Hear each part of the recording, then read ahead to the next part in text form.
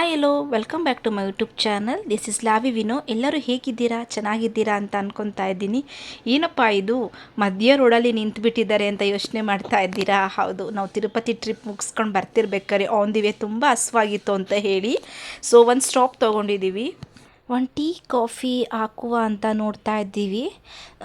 So ambience ತುಂಬ attractive ಆಗಿ ಕಾಣ್ತಾ ಇತ್ತು. ಸೊ ವಿಸಿಟ್ ಮಾಡೇ ಬಿಡೋಣ ಒಳಗಡೆ ಹೋಗಿ ಅಂತ ಹೋಗ್ತಾ ಇದ್ದೀವಿ. ಸೊ ಯಾರೆಲ್ಲ ಕೋಲಾರ ಮತ್ತು ತಿರುಪತಿ, ಬ್ಯಾಂಗ್ಳೂರ್ ಟು ತಿರುಪತಿ ಯಾರೆಲ್ಲ ಟ್ರಾವೆಲ್ ಮಾಡ್ತೀರಾ, ಒನ್ಸ್ ಈ ರೆಸ್ಟೋರೆಂಟಿಗೆ ಬಂದು ಹೋಗಿ ಅಂತ ಹೇಳ್ತೀನಿ. ಬಿಕಾಸ್ ತುಂಬ ಚೆನ್ನಾಗಿತ್ತು. ಆಂಬಿಯನ್ಸ್ ಆಗಿರ್ಬೋದು, ಸಿಟ್ಟಿಂಗ್ ಅರೇಂಜ್ಮೆಂಟ್ಸ್ ಆಗಿರ್ಬೋದು, ದೆನ್ ಎಲ್ಲ ಕೂಡ ಕಸ್ಟಮೈಸ್ಡ್ ತುಂಬ ಚೆನ್ನಾಗಿತ್ತು. ಅಲ್ಲಿನ ವೆಯ್ಟರ್ ಆಗಿರ್ಬೋದು, ಸೊ ಪ್ರತಿಯೊಬ್ಬರು ಕೂಡ ತುಂಬ ಚೆನ್ನಾಗಿ ಟ್ರೀಟ್ ಮಾಡಿದ್ರು ನಮ್ಮನ್ನು. ತುಂಬ ಖುಷಿ ಆಯಿತು ನನಗೆ. ಆ್ಯಂಡ್ ಇನ್ನೊಂದು ಹೇಳಬೇಕು ಅಂತ ಅಂದರೆ ತುಂಬ ತುಂಬ ವೆಯ್ಟ್ ಮಾಡಿಸ್ತಾರೆ ಬೇರೆ ರೆಸ್ಟೋರೆಂಟಲ್ಲೇ. ಬಟ್ ಇಲ್ಲಿ ಹಾಗಲ್ಲ, ಬೇಗ ಆರ್ಡರ್ ತೊಗೊಂಡು ಬೇಗ ನಮಗೆ ಫುಡ್ ಕೊಟ್ಟರು. ಸೊ ಚೆನ್ನಾಗಿತ್ತು. ಸೊ ಎಲ್ಲ ರೆಸ್ಟೋರೆಂಟಲ್ಲಿ ನಾವೇನು ಆರ್ಡರ್ ಮಾಡಿರ್ತೀವೋ ಅದೇ ಫುಡ್ಡು ಮಾತ್ರ ಕೊಡ್ತಾರೆ. ಬಟ್ ಇಲ್ಲಿ ಹಾಗಲ್ಲ.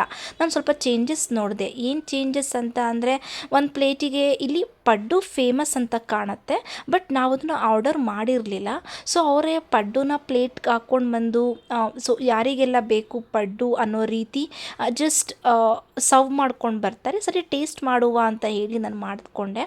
ತುಂಬ ಚೆನ್ನಾಗಿತ್ತು. ನಾವು ಆರ್ಡರ್ ಮಾಡಿದ ಫುಡ್ ಬಂದು ಮಸಾಲೆ ದೋಸೆ, 4 ಮಸಾಲೆ ದೋಸೆ ತೊಗೊಂಡ್ವಿ. ದೆನ್ ಒಂದು ಮಶ್ರೂಮ್ ಫ್ರೈಡ್ ರೈಸ್ ತೊಗೊಂಡ್ವಿ.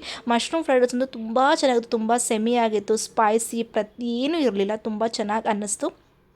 ಸೊ ಒಂದ್ಸಲಿ ಬಂದು ಈ ರೆಸ್ಟೋರೆಂಟ್ಗೆ ವಿಸಿಟ್ ಮಾಡೋಗಿ, ತುಂಬ ಚೆನ್ನಾಗಿತ್ತು. ಆ್ಯಂಡ್ ಒನ್ ಥಿಂಗ್ ಇನ್ನೊಂದು ಹೇಳಬೇಕು ಅಂದರೆ, ತುಂಬ ಬೇಸಿಗೆ ಬರ್ತಿರೋದ್ರಿಂದ ತುಂಬ ಬಿಸಿಲಿದೆ. ಸೊ ಎಲ್ಲರೂ ಆದಷ್ಟು ಮಜ್ಜಿಗೆ ಎಳ್ನೀರು ಕುಡೀರಿ ಅಂತ ಹೇಳ್ತಾ ನನಗೆ ಈ ವ್ಲಾಗ್ ಇಲ್ಲಿಗೆ ಮುಗಿಸ್ತಾ ಇದ್ದೀನಿ. ಅಂಟಿಲ್ ದನ್